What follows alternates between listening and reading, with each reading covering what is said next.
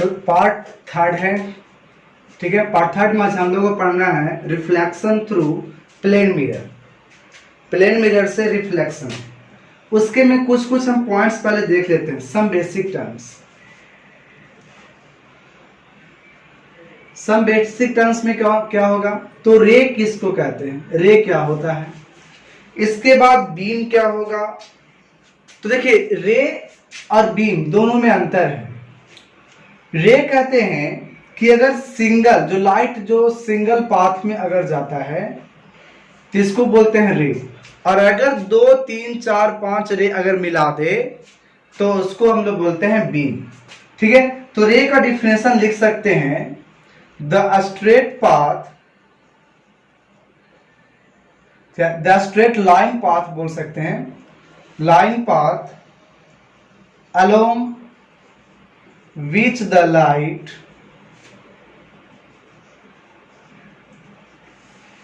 travel in a homogeneous medium is called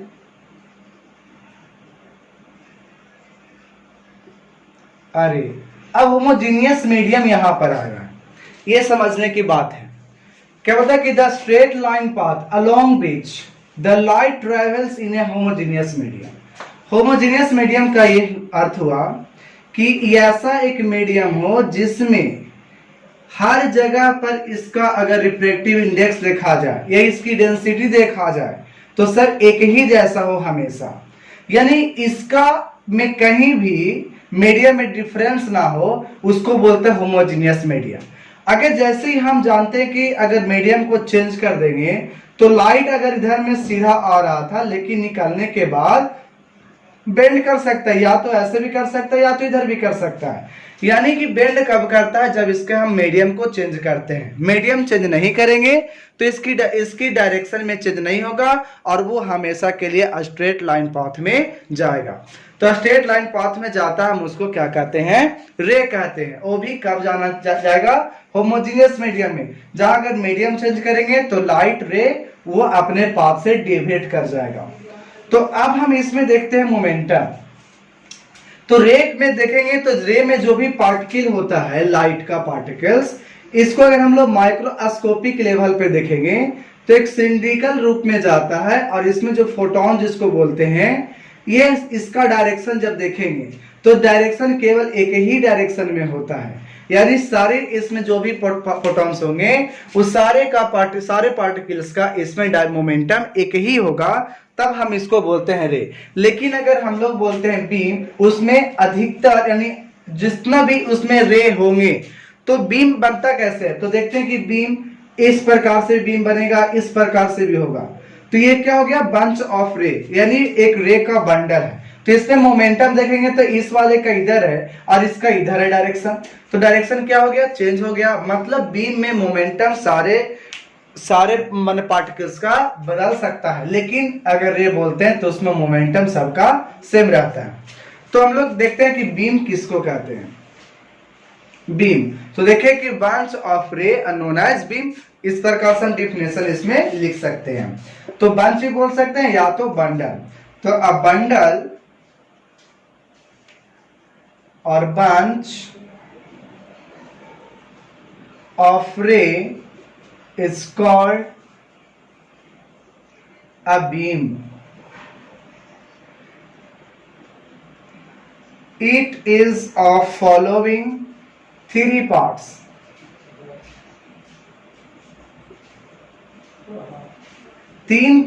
तीन तरह से हम इसको डिवाइड कर सकते हैं बीम को। तो बीम क्या था, एक बंडल है। एक बंडल किसका है, तो रे का। यानी एक सिंपल लाइन खींच देंगे तो समझना है कि ये रे खींचा गया है, ये आपको बीम नहीं है। लेकिन अगर 2-3 खींच दिए जाए एक जगह से तो उसको हम लोग बोलते हैं बीम। तो देखिए कभी भी हम लोग रे डायग्राम निकालेंगे तो वहां पे कहा जाता है बीम ऑफ लाइट, ना कि रे ऑफ लाइट नहीं बोलते। क्यों बोलते हैं बीम ऑफ लाइट, क्योंकि एक जगह से, एक वस्तु से बहुत सारे हम यहां से लाइट निकालते हैं। तो बहुत सारे लाइट निकालते हैं तो वहां पर क्या बोलेंगे कि बीम ऑफ रेज निकला। तो जब बीम ऑफ लाइट निकला इसलिए हम इसको क्या बोलते हैं, बीम ऑफ लाइट बोलते हैं। तो फर्स्ट पार्ट जो इसका है कन्वर्जिंग बीम, फर्स्ट पार्ट क्या है कन्वर्जिंग बीम।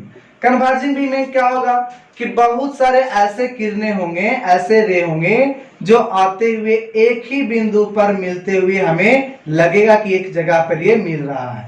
जैसे हम इसको क्या कर सकते हैं कि लगता है कि इस जगह पर मिल रहा है, तो ऐसे ये जो बीम आ रहा है इस बीम को हमने क्या बोला कन्वर्जिंग बीम। यानी कि एक जगह पे बहुत कहीं से ही आए लेकिन एक जगह पे अगर कॉन्साइड कर जाए तो ऐसे रे को क्या बोलते हैं कन्वर्जिंग बीम। ऐसे रे को समूह को यानी ऐसे रे के बंडल को हम लोग उसको कन्वर्जिंग बीम कहते हैं। जिसे लिख सकते हैं इसमें कि in this case diameter of beam decreases in the direction of ray। देखिए यहां पर देखेंगे तो डायमीटर इतना हुआ, यहां पर डायमीटर देखेंगे तो आपको डायमीटर इतना हुआ। जैसे जैसे हम रे के डायरेक्शन में जाते हैं वैसे वैसे उसका डायमीटर भी क्या होता रहता है डिक्रीज करते रहता है। तो ये आपका जो हो गया ये कन्वर्जिंग बीम का डिफिनेशन था। अब हम लोग नेक्स्ट देखेंगे डाइवर्जिंग। डाइवर्जिंग मतलब ऐसा लगेगा कि वो एक बिंदु से अलग अलग तरफ वो फैलने लगता है, उसको हम लोग बोलते हैं डाइवर्जिंग बीम। तो सेकेंड टाइप्स उसका है डाइवर्जिंग बीम। डाइवर्जिंग या डाइवर्जेंट बीम हम इसको बोलेंगे। तो क्या था कि एक पॉइंट से लगेगा कि ये इधर इस प्रकार से ये निकल रहा है। तो यहां पर मान लेते हैं एक डिस्क, एक प्लेट, और इस साइड में हम इसको मान लेते हैं कि डॉटेड। यहां से देखेंगे तो इसमें क्या होगा जैसे जैसे हम लोग रे के डायरेक्शन में जाएंगे वैसे इसकी डायमीटर में बढ़ोतरी हो जाएगी, यानी इंक्रीज होते हुए नजर आएगी। तो इसे बोल सकते हैं हम लोग कि it is a beam in which all the ray meet at a point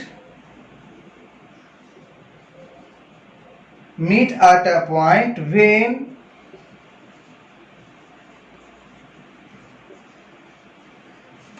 produced backward and diameter of beam goes on increasing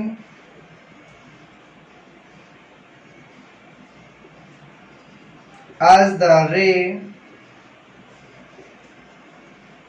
proceed forward।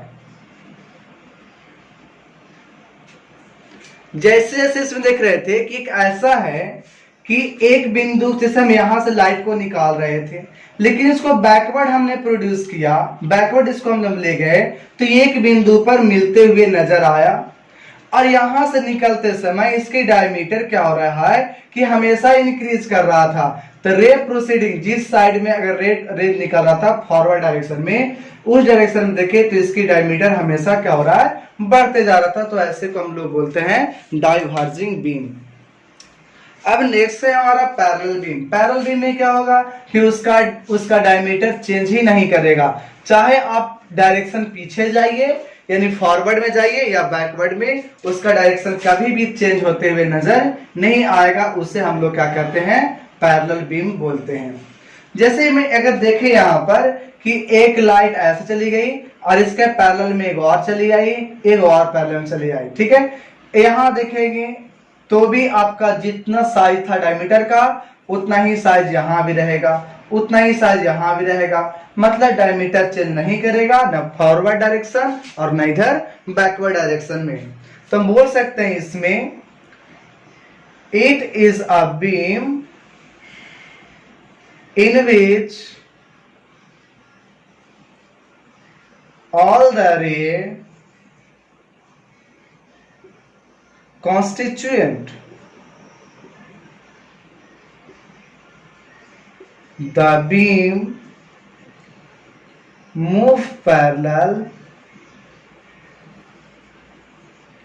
to each other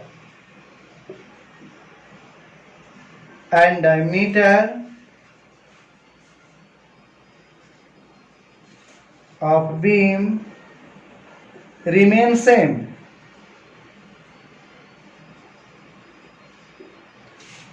यानी इसमें क्या देखे कि इस बीम के जो भी बीम पार्टिकल्स होंगे उस सब के सब मूव करेंगे पैरेलल, ठीक है, एक दूसरे के पैरेलल होंगे और उसके डायमीटर हमेशा सेम रहेगा, कभी भी ये इसका डायमीटर चेंज नहीं करेगा। तो ये कुछ बातें थे। अब हम लोग को इसमें देखते हैं कि रेगुलर रिफ्लेक्शन यानी हम लोग, और एक देखेंगे इरेगुलर। इरेगुलर को हम लोग नाम देते हैं डिफ्यूज रिफ्लेक्शन। तो हम लोग देखते हैं रेगुलर रिफ्लेक्शन और फिर डिफ्यूज रिफ्लेक्शन के बारे में। रेगुलर को बोला जाता है स्पेकुलर, और ठीक है ना, तो हम यहां पर लिख सकते हैं कि स्पेकुलर, या इसको क्या बोलेंगे रेगुलर, और एंड इरेगुलर इसको बोलते हैं डिफ्यूज रिफ्लेक्शन। ये कब होता है?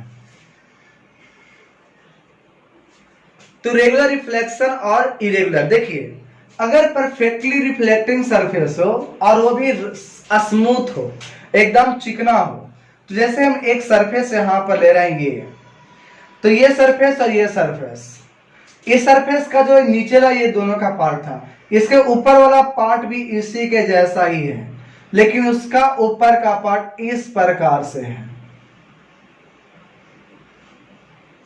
ठीक है। तो यहां पर रेगुलर सरफेस है, मतलब एकदम स्मूथ सरफेस है, और इसमें सरफेस ले रहे हैं वो कौन सा ले रहे हैं? रफ सरफेस ले रहे हैं। तब जब लाइट यहां पर देखते हैं कि दोनों पर एक ही जैसा लाइट को इंसिडेंट करवाया जाता है और दोनों पर हम लोग पैरेलल बीम ऑफ लाइट को लाते हैं, इस पर भी हम क्या करते हैं कि पैरेलल बीम ऑफ लाइट इस पर लाते हैं। लेकिन अंतर कहां पड़ता है? देखते हैं कि इसका पर तो नॉर्मल दो सबका एक ही जैसा होगा, नॉर्मल भी पैरेलल देखने को मिलेगा, लेकिन यहां पर नॉर्मल देखेंगे तो कुछ ऐसा देखने को मिलेगा। तो जानते हैं लॉ ऑफ रिफ्लेक्शन का जो रूल्स होता है वो हमारा रेगुलर सरफेस हो या इरेगुलर हो, सारे सरफेस पे वैलिड होता है। तो जब यहां पर लगाएंगे तो जितने एंगल से आता है उतना ही एंगल से हम रिफ्लेक्ट करवाएंगे। तो यहां भी रिफ्लेक्ट करवा दिए और यहां भी रिफ्लेक्ट करवा दिए, लेकिन यहां पर भी रिफ्लेक्ट करवाएंगे तो ये इतना एंगल इधर था तो ये इधर आ जाएगा लाइट, और यहां पर देखेंगे तो इतना डिग्री बना था तो ये और इधर चला जाएगा, और यहां पर जब ये नॉर्मल इस डायरेक्शन में था तो ये चला जाएगा लाइट इधर। तो देख रहे थे कि तीनों लाइट यहाँ पे पैरेलल आया, लेकिन जाने के बाद पैरेलल चला गया, तो ऐसे रिफ्लेक्शंस को हम लोग बोलते हैं कि ये होता है रेगुलर रिफ्लेक्शन या स्पेकुलर रिफ्लेक्शन। लेकिन जब हम लोग पैरेलल बीम ऑफ लाइट लाते हैं, लेकिन उससे क्या होता है लाइट इधर उधर चला जाता है, यानी पैरेलल ना जा करके, तो उसको हम लोग बोलते हैं इरेगुलर रिफ्लेक्शन या फिर डिफ्यूज रिफ्लेक्शन। दोनों में एक चीज यहाँ पर देखने को मिलता है, अगर रेगुलर रिफ्लेक्शन में तीन लाइट ही अगर ले रहे हो तो यहां पर अगर कोई वस्तु रखा रहे, चाहे यहां पर रहे, तो इस वस्तु को नहीं कोई देख सकता है। लेकिन अगर इरेगुलर रिफ्लेक्शन है और वहां पर अगर लाइट यहीं पर पड़ रहा है, लेकिन आप सोचते हैं कि यहां वाला वस्तु देख ले, तो आप देख सकोगे। वजह यह है कि यहां से लाइट जैसे पड़ने के बाद, जैसे आप स्कैटरिंग ऑफ लाइट पढ़ोगे आगे, कि एक बार लाइट अगर आ रहा था और किसी रफ सरफेस पर पड़ने के बाद यहां से लाइट क्या होता है कि अधिकतर डायरेक्शन में ये बट जाते हैं। जब बटेंगे तो इसके रास्ते में तो हर जगह लाइट पहुंचेगा, और लाइट पहुंचेगा तो हर जगह के वस्तु को देख सकेंगे। किसमें? इरेगुलर में। लेकिन रेगुलर में वही देखेंगे जो उसके रास्ते में आएगा, नहीं आएगा नहीं देख पाएंगे।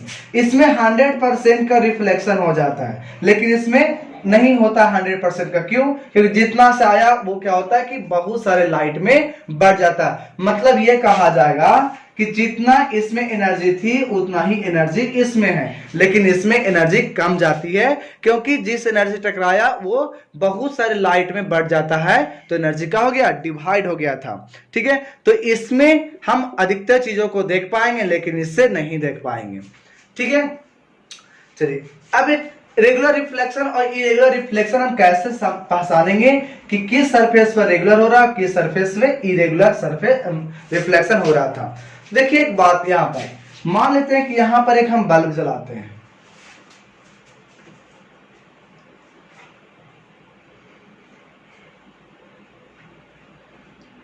ठीक है, बल्ब जला, यहां पर एक मिरर है और यहां पर एक हम बुक रख देते हैं।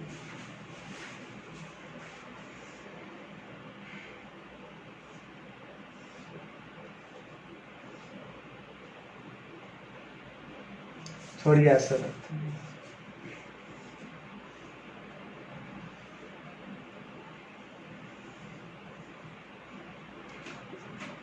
इस पर है ए लिखा हुआ बुक पर। यहां पे एक आदमी है जो कि इधर से देखने वाला है,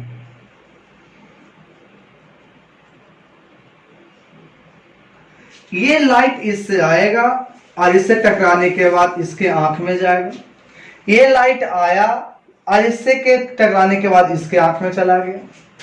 तो यहां पर देखते हैं कि मिरर तो आपको दिखाई पड़ता है कि बल्ब, आपसे पूछा जा रहा है कि लाइट कहां से, तो बल्ब से आ रहा है, लेकिन दिखाई कौन पड़ता है, मिरर दिखाई दिया आंख को कि बल्ब दिखाई देगा। तो हमें क्या होगा कि लगेगा कि ये मिरर ही नहीं दिखा, क्या दिख जाता है, बल्ब दिख जाता है। तो जहां से प्रकाश आ रहा अगर वही दिख जाए तो समझ लीजिए कि वो सरफेस पे आपका स्पेक्युलर रिफ्लेक्शन या तो रेगुलर रिफ्लेक्शन हो। लेकिन अगर कहीं से लाइट आ रहा हो लेकिन वो ना दिख करके फिर आंख को जहां से लाइट आ रहा अगर वही दिख जाए तो आपको वो कहलाएगा इरेगुलर रिफ्लेक्शन।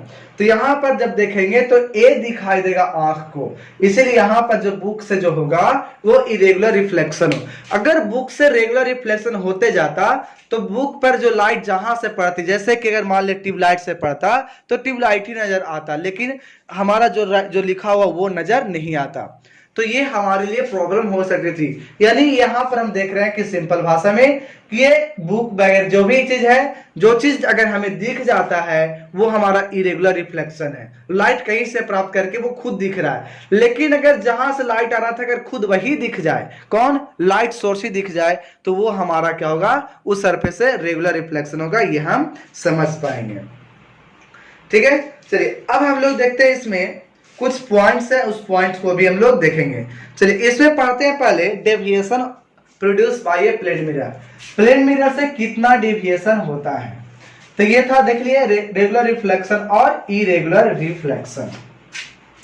तो डेविएशन प्रोड्यूस बाय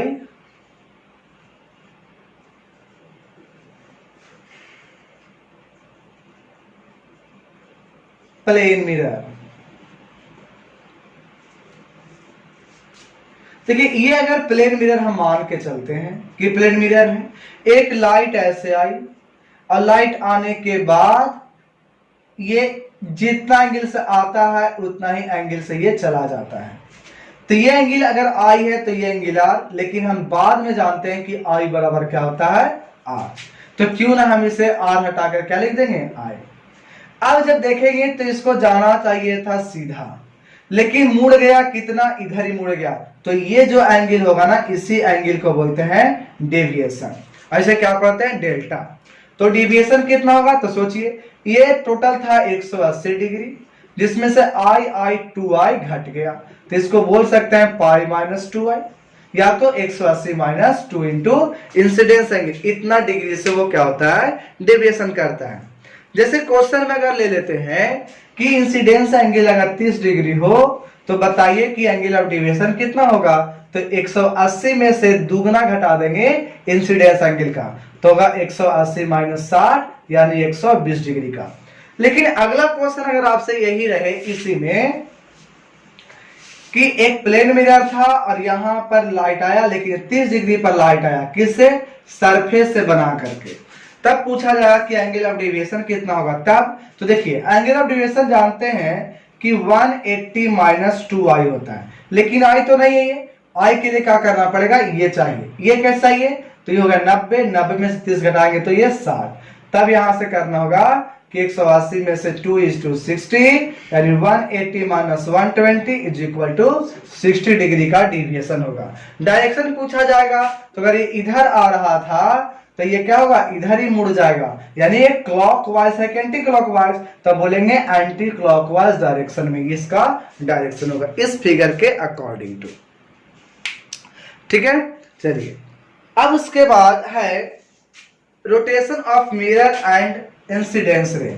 एक क्लास और इसमें अभी लगेगा, ठीक है, तो आज इतना ही तक इसमें रहने देते हैं। नेक्स्ट डे का टॉपिक जैसे होता है कि अगर इंसिडेंस रे को छोड़ दे वही, और मिरर को अगर थीटा से घुमाएंगे तो रिफ्लेक्टेड रे कितना डिग्री से घूमेगा ये कैसे निकलेगा, तो उसके लिए हम चलेंगे नेक्स्ट क्लास में पढ़ेंगे। ठीक है, तो आज इतना ही तक रहने देते हैं। Thank you.